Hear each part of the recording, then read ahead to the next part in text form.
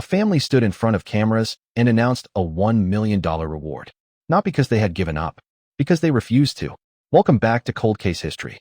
I am going to walk you through every detail of this case. The footage, the forensics, the suspect behavior, the DNA, and the digital evidence trail. If you are new here, subscribe now and hit the notification bell. We cover every update on cases like this one the moment they break.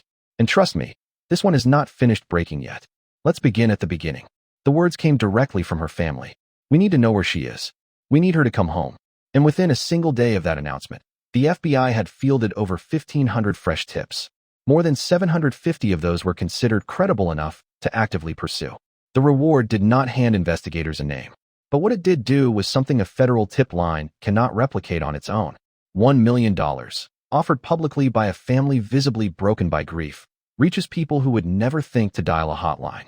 It reaches neighbors, acquaintances, people sitting on something they are not sure matters. And it changes the math of staying silent. On March 2nd, Savannah, Annie, and Annie's husband Tommaso made their first public appearance at the tribute that had grown outside Nancy's home.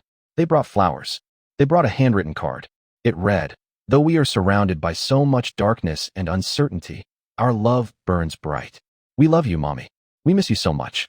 If you believe this case deserves resolution, like this video right now, it is the most direct way to push this coverage in front of someone who might be carrying the piece of information that finally breaks it open." 32 days into the investigation, the structural picture looks like this. The FBI has moved its central command post from Tucson to Phoenix. Nancy Guthrie's home, locked down as a federal crime scene for more than 4 weeks, has been returned to her family. The Pima County Sheriff's Department released a formal statement announcing a shift in strategy from the massive, multi-agency mobilization of the early search days to a tighter, more deliberate formation, a specialized task force built from homicide detectives working in direct partnership with federal agents. Pay close attention to that language. Because official statements in criminal investigations are chosen with precision, and the precision here says something the words themselves do not directly announce. Reassigning homicide detectives to lead this work is not the posture of a missing persons case that is still open on all possibilities. It is the posture of a criminal investigation that has moved past the emergency search phase and into something more calculated, the architecture of prosecution. That does not mean investigators have closed the door on finding Nancy alive.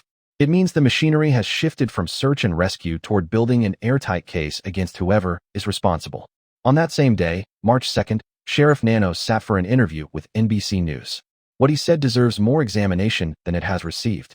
When the correspondent asked whether investigators were making genuine progress, the sheriff did not say he believed they were. He did not say he hoped they were. He said definitely. Are investigators any closer to finding the suspect or suspects? His answer, I think the investigators are definitely closer. We got a lot of intel, a lot of leads. But now it is time to just go to work. That word, definitely, coming from a career law enforcement official speaking on record during an active federal investigation, is not accidental. It is chosen, and it is meaningful. He also addressed the DNA evidence directly.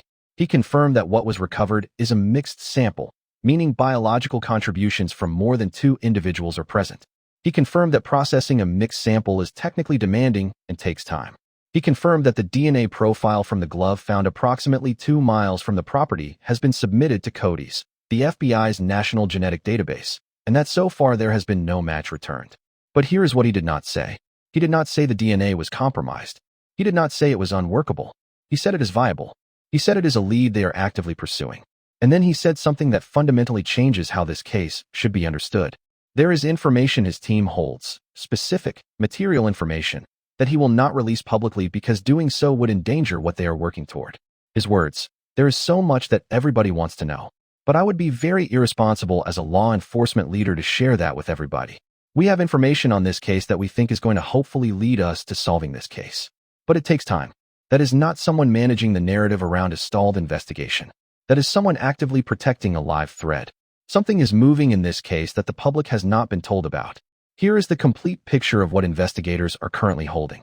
They have doorbell camera footage that captured facial features, physical build, a dark mustache visible beneath the ski mask, a distinctive holster, a specific backpack model, a particular style of gloves, and a silhouette detailed enough to match against a living person once that person is located. They have a full male DNA profile preserved from the glove, intact, complete, and indexed in CODIS, where it will automatically flag the moment a qualifying entry matches it anywhere in the country. They have mixed DNA from the property itself being analyzed at a private forensic laboratory in Florida using advanced probabilistic genotyping software. They have over 1,500 tips gathered since February 24th, more than 750 of which have been deemed credible and are being actively worked by the task force. They have thousands of hours of neighborhood surveillance footage being reviewed systematically, frame by frame. They are tracing the holster through gun retailers. They are tracking the backpack through every resale channel available. They have 2 women who approached the property in early March and told investigators on site they were, in their own words, 100% certain they knew who did this. Those women were referred to the Pima County Sheriff's Department. Law enforcement has not publicly confirmed what happened after that referral. They have cell tower data running. They have financial transaction monitoring in place. They have digital forensics being conducted on devices associated with the property and its vicinity. And they have something the sheriff has specifically chosen not to name, something concrete enough that he referenced it by implication on national television rather than risk compromising it. If you're still here, subscribe, because cases like this only work when people stay and tell us where you're watching from. I love seeing my global family represent. Drop your country or city in the comments. This is not an investigation that has gone cold. This is an investigation in its final architecture. To understand why the DNA in this case matters as much as investigators believe it does, you need to understand what forensic science is actually capable of right now. Not theoretically, operationally. When forensic scientists process biological material from a crime scene, they are not attempting to sequence the entire human genome. They are targeting specific, highly variable sections called STR loci, short tandem repeats. These are regions that differ so substantially between unrelated individuals that they function, in practice, as a genetic fingerprint. The FBI's CODIS system examines 20 core STR loci for every profile it holds. The statistical probability of 2 unrelated individuals sharing an identical profile across all 20 is approximately 1 in 1 quadrillion. The entire human population of Earth is 8 billion people. That gap between 8 billion and 1 quadrillion is the reason a confirmed DNA match is not circumstantial evidence. It is molecular identification. It cannot be negotiated into ambiguity. Now, what happens when the sample is mixed, when biological material from more than one person is present in the same sample? A decade ago, that was often the end of the evidentiary road. Today it is not. The process used to untangle mixed DNA samples is called probabilistic genotyping. It is a computational discipline that uses statistical modeling to work through every possible combination of contributors in a mixed sample, assigns mathematical probability weights to each possible separation of individual profiles, and produces contributor identities with documented likelihood ratios that courts in the United States, the United Kingdom, Australia, and across Europe now routinely accept as evidence. Software platforms like STRMix and TrueAllele have converted what was previously an interpretive dead end into a solvable problem. They do not guess. They calculate. The Florida laboratory working on the Nancy Guthrie mixed sample may need weeks. It may need months. But complicated and gone are not the same thing. Sheriff Nanos, speaking with direct knowledge of where that analysis stands right now, has not used the word gone. He has used the word viable. And beyond the Florida lab, beyond CODIS, there is a third track running in parallel. The one that, if you understand what it accomplished in other cases, should concern whoever walked up to Nancy Guthrie's door most of all. In April 2018, investigators in California arrested a 72-year-old retired police officer named Joseph James DeAngelo. He was the Golden State Killer, a serial rapist and murderer active through the 1970s and 1980s. His DNA was present at every crime scene. CODIS had been searched against that profile for decades. No match. He had no qualifying felony convictions. The conventional database could not see him. Then investigators uploaded his crime scene DNA to GeneMatch, a public genealogy platform where ordinary people voluntarily submit their DNA test results to find distant family. DeAngelo had never submitted his own DNA to anything, but relatives had. Third cousins, fourth cousins, people who bought ancestry kits out of casual curiosity about family history, with no conceivable awareness that by doing so they were placing a data point in a network that would one day reach a serial killer. Genetic genealogists used those partial matches to begin building family trees outward from the crime scene DNA, cross-referencing birth records, death certificates, marriage filings, and census documents until the field narrowed to a small number of candidates matching the suspect's sex, approximate age, and geographic history. Then they gathered DeAngelo's DNA from a discarded coffee cup and confirmed the match. He pleaded guilty to 13 murders and numerous rapes in 2020 and was sentenced to life without parole. The same methodology has since been used to resolve more than 500 cases across the United States. Sheriff Nanos confirmed on the record that investigators are running this identical track on the DNA recovered from this case. And Cece Moore of Parabon Nanolabs, the genetic genealogist whose work accounts for a substantial portion of those 500-plus resolutions, said publicly that she is extremely hopeful about the profile recovered from the Nancy Guthrie scene. Consider what that means in practical terms. This suspect does not need to have a prior arrest. He does not need to have ever submitted his own DNA to any platform. If any blood relative of his, a sibling, a parent, a first cousin, a third cousin, a fourth cousin, has ever run a consumer DNA test through 23andMe, Ancestry DNA, or any similar service and uploaded their results to a shared database, there is a data point somewhere in that system that connects to him. Genetic genealogists will find it. They will trace the family tree outward until a candidate emerges who fits the physical description, the approximate age, and the geographic profile of this crime. And then they will confirm it with his own biology. The Golden State Killer spent 40 years believing his operational discipline made him unreachable. He was wrong by exactly one DNA kit submitted by a relative who simply wanted to know more about their family history. One kit. In a country where more than 40 million people have now submitted consumer DNA tests, the probability that not a single blood relative of this suspect has ever done the same is extraordinarily low. The net is wide. It grows wider every month. And right now, it is actively being cast. There is a kind of grief that is different from mourning. Mourning has edges to it. It has a date, a service, a shape you can begin to organize the rest of your life around. What the Guthrie family has been living for 32 days has no edges and no shape. It simply does not resolve. Every morning opens onto the same question. Every night closes on the same silence. Savannah Guthrie goes to the Today Show studio. She sits at the anchor desk. She delivers the news to millions of people, composed and professional, while simultaneously waiting for a call that will tell her whether her mother is still alive. Annie Guthrie, who lives nearest to her mother's home, who dropped her off at her front door on the last ordinary night anyone saw her, carries the specific and permanent weight of that final moment, which no longer feels ordinary at all. Cameron Guthrie, in public, by name, called out the fraudsters attempting to exploit his family's suffering with the kind of controlled fury that only comes from someone holding far too much pain in too small a space. These are three people living through a private catastrophe that has become national news. And they are doing it in full view. On February 24th, Savannah stood in front of a camera and said something that has stayed with everyone who heard it. She said, "We also know that she may be lost. She may already be gone. She may have already gone home to the Lord that she loves and is dancing in heaven with her mom and her dad and with her beloved brother Pierce and with our daddy. And if this is what is to be, then we will accept it. But we need to know where she is. Not bring him to justice, though that is implicit. Not catch whoever did this, though that is necessary. The most urgent request from a daughter who has thought through every possible outcome and arrived at a place of holding multiple truths simultaneously is simply, tell us where she is. Because not knowing is its own form of violence. It is imposed on a family who did nothing to deserve it by a person whose reasons, whatever they are, do not begin to justify what he has put these people through. And this is where the science takes on meaning beyond the criminal case.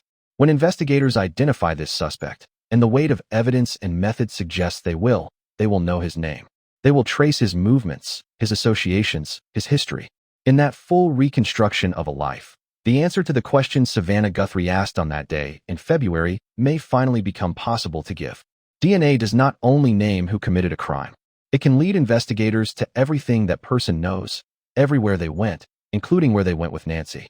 Let us build the factual picture of who this person is, not in speculation, but in what the confirmed evidence and documented expert analysis actually supports. He is male.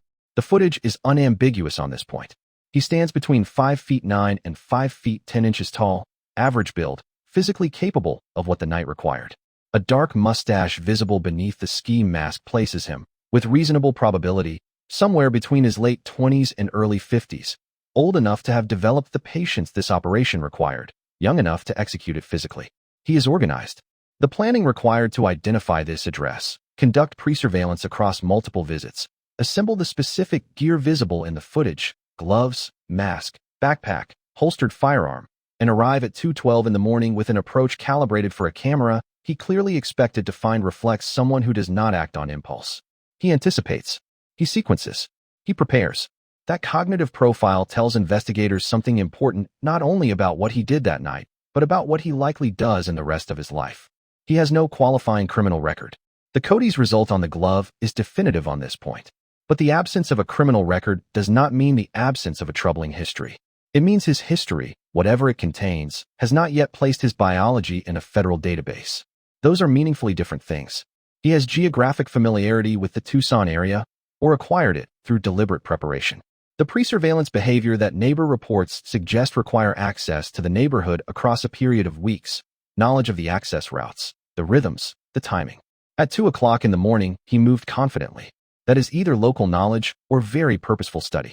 And there is one behavioral detail in the doorbell footage that every analyst who has examined this case publicly has identified as the most revealing window into this person's psychology. He knocked. He did not attempt to force entry. He did not wait for the house to be empty. He knocked on the door of an occupied home at 2:12 in the morning and waited patiently for the person inside to come to him. A burglar does not need the occupant to open the door. This man did. That behavioral signature, luring rather than forcing, tells investigators one of two things. Either this person had a prior relationship with Nancy Guthrie that he believed he could leverage, or he had sufficient knowledge of her habits, her fears, and her patterns of trust to calculate that she might open that door to him. Neither possibility is accidental. Both point towards someone with specific and personal knowledge of Nancy Guthrie, her routines, her vulnerabilities, or something she believed about whoever was on her porch that night. That specificity, paradoxically, narrows the investigative field. Generic criminals leave generic profiles. This man left something traceable. Every serious criminal investigation has a geometry. In the early phase, it radiates outward, more tips, more leads, more variables than any single framework can hold. In the middle phase, elimination narrows it. The backpack found by volunteers that turned out to be unrelated. The delivery driver detained and released. The man taken in the SWAT raid on February 13th who had no connection to the case. Slowly, through that elimination, the investigation changes shape. Not a wide circle anymore. A tightening cone. At day 32, the cone is tightening. The FBI's command post has moved to Phoenix not because energy is leaving this case, but because the nature of the work has fundamentally changed. The broad field search is over. The targeted, evidence-driven, prosecution-oriented phase has begun. The homicide detectives assigned to this task force have one function: build the case that puts the responsible party in front of a federal judge.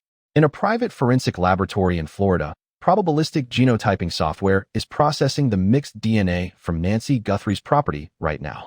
It is running statistical iterations. It is assigning likelihood ratios to possible contributor combinations. Every hour that passes, the computational picture of who was biologically present on that porch becomes more defined. In a federal Cody's node, the glove profile sits indexed and waiting. Every day, new profiles enter Cody's from arrests and convictions across the country. Every entry triggers an automated comparison against every unsolved case file in the database. That comparison is not done by a human investigator who might get tired. It is run by an algorithm that does not sleep and does not overlook. The moment this man surfaces in the criminal justice system anywhere in the United States, the comparison runs and the flag goes up. In commercial genealogy databases, genetic genealogists working with this DNA profile are extending family trees outward from partial matches right now, cross-referencing public records, narrowing candidate lists, and eliminating individuals who do not fit the physical or geographic profile of this crime. The Golden State Killer believed 40 years of discipline put him beyond reach. He was wrong. More than 500 individuals who committed crimes across the spectrum from kidnapping to murder and believed they had left nothing traceable behind. 500 of them have now been identified, arrested, and prosecuted through investigative genetic genealogy alone. This suspect is not operating in a different universe from those 500. He is operating in the same one, with the same biology, subject to the same science, pursued by the same methods. Nancy Ellen Long was born on January 27, 1942, in Fort Wayne, Kentucky. She grew up. She moved west. She married. She raised 3 children. She became a widow at 46 years old and finished raising those children on her own. She watched her daughter become one of the most recognized journalists in America. She attended church online every Sunday. She called the Catalina foothills her gentle, easy place. She was 84 years old. She required daily heart medication. She could not walk 50 yards unassisted. And she was somebody's whole world.